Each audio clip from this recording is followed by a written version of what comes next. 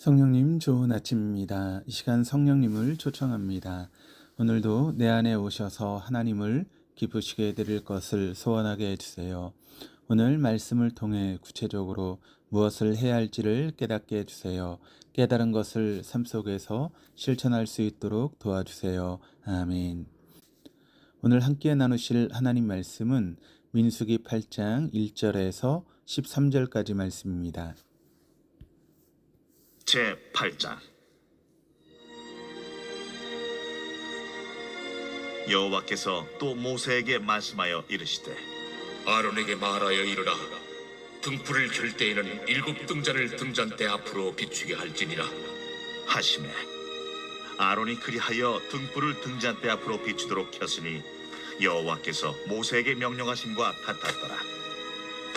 이 등잔대의 제작법은 이러하니 곧 금을 쳐서 만든 것인데 밑판에서 그 꼭까지 쳐서 만든 것이라. 모세가 여호와께서 자기에게 보이신 양식을 따라 이 등잔대를 만들었더라. 여호와께서 모세에게 말씀하여 이르시되 이스라엘 자손 중에서 레위인을 데려다가 정결하게 하라. 너는 이같이 하여 그들을 정결하게 하되 곧 속죄의 물을 그들에게 뿌리고 그들에게 그들의 전신을 삭도로 밀게 하고 그 의복을 빨게 하여 몸을 정결하게 하고 또 그들에게 수송아지 1마리를 번제물로 기름 섞은 고운 가루를 그 소제물로 가져오게 하고 그 외에 너는 또 수송아지 1마리를 속죄제물로 가져오고 레위인을 회막 앞에 나오게 하고 이스라엘 자손의 온 회중을 모으고 레위인을 여호와 앞에 나오게 하고 이스라엘 자손이 그들에게 안수하게 한 후에 아론이 이스라엘 자손을 위하여 레위인을 흔들어 바치는 제물로 여호와 앞에 드릴지니 이는 그들에게 여호와께 봉사하게 하기 위함이라. 레위인으로 수송아지들의 머리에 안수하게 하고 내가 그 하나는 속죄 제물로 하나는 번제물로 여호와께 드려 레위인을 속죄하고 레위인을 아론과 그의 아들들 앞에 세워 여호와께 요제로 드릴지니라. 민수기 8장은 성막의 등잔대와 레위인의 취임 기념 제사와 규례 그리고 봉사의 연한에 대해서 증거합니다. 1절입니다.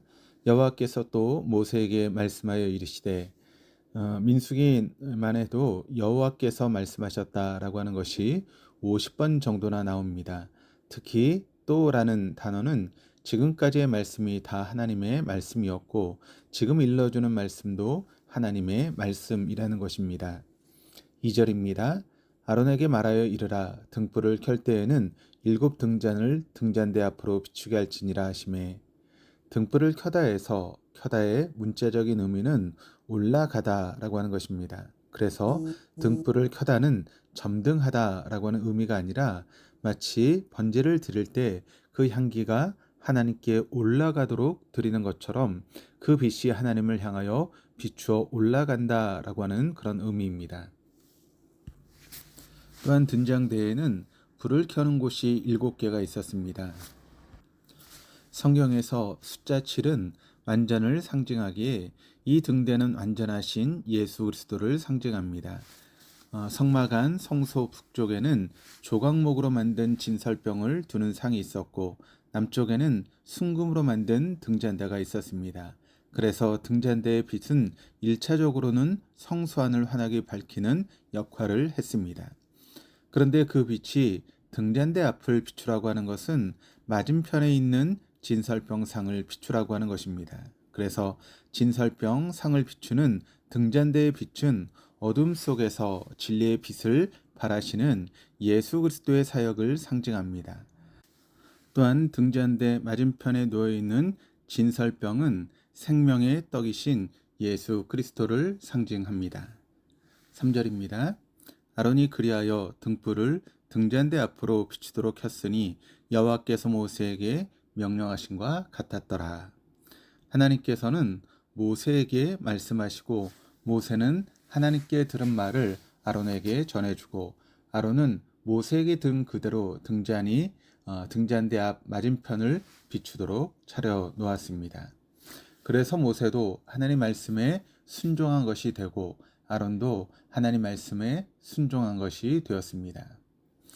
믿음은 순종인데 그 순종은 하나님의 말씀에 대한 순종과 주어진 상황에 순종하는 것입니다. 또한 믿음은 순종인데 순종해야 될 사람에게 순종하는 것입니다.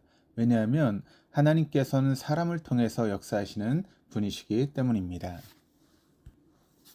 4절입니다. 이 등잔대의 제작법은 이러하니 곧 금을 쳐서 만든 것인데 밑판에서 그 꽃까지 쳐서 만든 것이라. 모세가 여호와께서 자기에게 보이신 양식을 따라 이 등잔대를 만들었더라. 등잔대는 순금으로 만들었는데 그 무게는 1달란트였습니다. 달란트의 무게는 나라마다 또 시대마다 약간씩 달랐는데 약 34kg 정도입니다. 오늘의 시세 금 한 돈이 약 90만 원이라고 하면 34kg은 약 81억이나 됩니다. 등잔대의 높이는 3규빗이고 가지는 2규빗입니다. 이 등잔대는 바르게 고정하기 위해서 제일 하단에 넓은 밑판에 있었고 중앙 촛대를 중심으로 양쪽으로 13가지가 있었습니다. 그래서 등잔대에 불을 켜는 곳은 7곳이었습니다. 그리고 등잔대의 줄기에는 살구꽃 형상의 장과 꽃받침이 있었습니다. 살구꽃은 겨울잠에서 가장 빨리 깨어나는 꽃인데 각성, 희망을 상징합니다. 제사장들은 항상 깨어있는 존재의 이하함을 일깨워주는 것입니다. 영적인 제사장인 우리 그리스도인도 늘 깨어 있어야 하는 존재이어야 합니다. 성막의 성소에는 창이 하나도 없습니다. 오직 등잔대의 빛으로만 밝힐 수 있습니다. 등잔대와 그 빛은 빛이신 예수 그리스도를 상징한다고 했습니다. 이 세상의 어둠을 걷어내실 분은 오직 주님이십니다. 우린 빛이신 주님의 드러내는 통로입니다. 그래서 주님께서 우리에게도 너희는 세상의 빛이다 라고 말씀하시는 것입니다. 5절에서 7절입니다. 여호와께서 모세에게 말씀하여 이르시되 이스라엘 자손 중에서 레위인을 데려다가 정결하게 하라. 너는 이같이 하여 그들을 정결하게 하되 곧 속죄의 물을 그들에게 뿌리고 그들에게 그들의 전신을 삭도로 밀게 하고 그 의복을 빨게 하여 몸을 정결하게 하고. 여호와께서 말씀하셨다가 또 나왔습니다. 이것도 지켜야 될 하나님의 말씀이시라는 것입니다. 하나님께서 레위인은 내 것이라고 말씀하셨습니다. 레위인은 이스라엘 자손에 처음 나온 사람들을 상징합니다. 이스라엘 자손이 출애굽할 때 애굽의 장자는 모두 죽었습니다. 하지만 하나님께서는 이스라엘 자손의 장자는 거룩하게 구별하여 하나님의 소유로 삼으셨다라고 하셨습니다. 그래서 레위인에게 가장 중요한 것은 정결함입니다. 그래서 6절과 7절에 반복해서 레위인들을 정결하게 하라고 말씀하십니다. 15절과 21절에도 또 나옵니다. 레위인을 정결하게 하는 구체적인 방법으로는 그들에게 속죄의 물, 죄를 씻어내는 물을 뿌리라고 합니다. 그래서 사도 바울도 디모데후서 2장 20절에서 이렇게 말했습니다. 큰 집에는 금그릇과 은그릇뿐 아니라 나무 그릇과 질그릇도 있어 귀하게 쓰는 것도 있고 전하게 쓰는 것도 있나니 그러므로 누구든지 이런 것에서 자기를 깨끗하게 하면 귀히 쓰는 그릇이 되어 거룩하고 주인의 쓰심에 합당하며 모든 선한 일에 준비함이 되리라. 사람들은 자신이 금그릇과 같은 존재, 은그릇과 같은 존재가 되기를 원할 것입니다.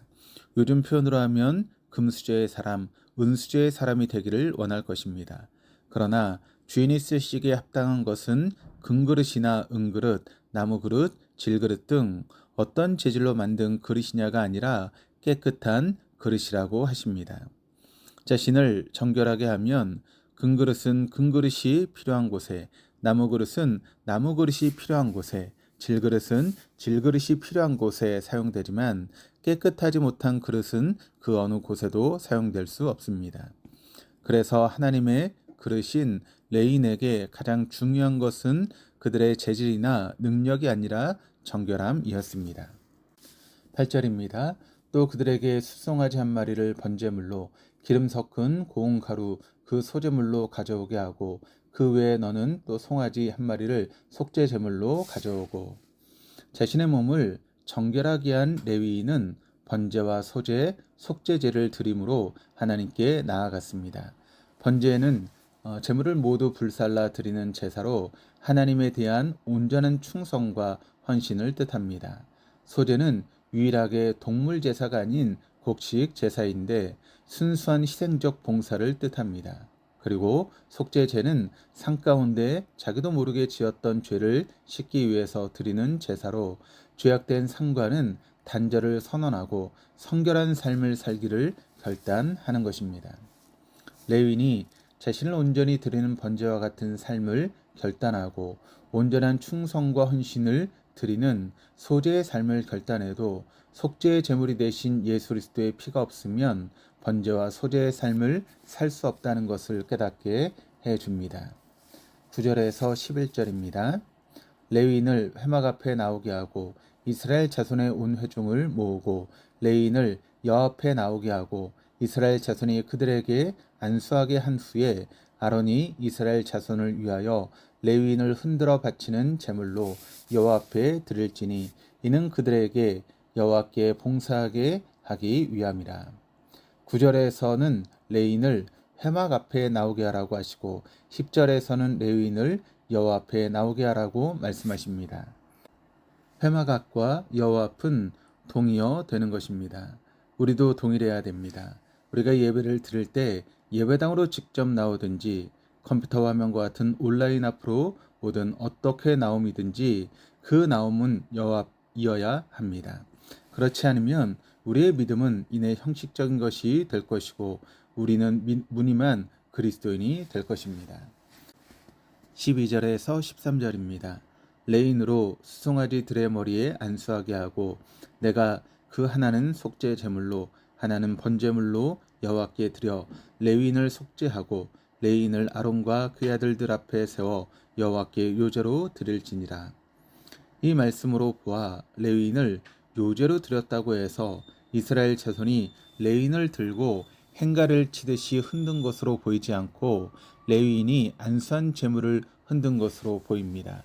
즉 레위인이 안수한 제물을 흔들어서 요제로 드렸다면 그 제물에 안수한 레위인을 요제로 드린 것과 같다라고 하는 것입니다. 7장에서 이스라엘 자손은 매일 한 지파씩 지휘관이 나와 은쟁반, 은바리 금그릇과 함께 번제물, 속죄제물, 화목제물로 모두 21마리의 짐승을 드렸습니다. 그 모습이 사뭇 경건하게 보였을 것입니다. 그리고 등잔대를 켜고 레위인을 요제로 드렸습니다. 이 모든 것은 출애굽과 가나안까지의 모든 일은 하나님의 은총이고 하나님의 역사라는 것입니다. 그 하나님을 기억하라고 하는 것입니다. 그러나 민수기에 이어지는 내용은 이스라엘 자손이 하나님을 바르게 기억하지 못했음을 생생하게 보여줍니다. 우린 택하신 족속이고 왕같은 제사장이며 세상을 대신한 영적인 레위인과 같은 존재들입니다. 우리 각자의 삶은 하나님께 흔들어 드린 요제의 예물과 같다는 것을 잊지 마십시다. 그러면 우리의 인생길이 광야처럼 보일지라도 그 속에 셀 수 없이 많은 하나님의 은총과 역사하심이 가득하다라고 하는 것을 확인하게 될 것입니다. 오늘 하루도 눈을 들어 주님을 바라봄으로 하나님의 은총과 역사를 세는 영적 민수기의 삶이 되기를 소망하고 축복합니다. 기도하시겠습니다. 하나님 아버지, 이스라엘 자손의 각 지파가 하나님께 번제물과 속죄제물, 화목제물을 드린 후에 하나님께서는 회막의 등불을 켜라고 말씀하셨고 이스라엘 자손을 대표하여 레위인을 정결하게 하고 그들을 요제로 드리게 하셨습니다. 이스라엘 자손이 광야에 머물러 있고 아직 언제 약속의 땅 가나안 땅에 당도할지 알지 못하였으나 하나님 말씀에 순종했듯이 우리도 그러하게 하여 주시옵소서. 이스라엘 자손의 광야 생활처럼 우리의 삶의 자리도 늘 광야와 같이 여겨집니다. 하지만 우리를 지금의 삶의 자리로 인도하신 분이 하나님이신 것을 한순간도 잊지 않게 하여 주시옵소서. 오히려 삶의 자리가 광야와 같기에 더욱 눈을 들어 주님을 목적 삼게 하시고 우리의 삶을 요제로 드려 우리의 삶이 하나님께 드리는 예물이 되게 하여 주시옵소서. 오늘 하루도 주님과 함께 주님의 말씀에 순종하는 한 날 되게 하여 주시옵소서. 감사드리며 예수 그리스도 이름으로 기도드립니다. 아멘.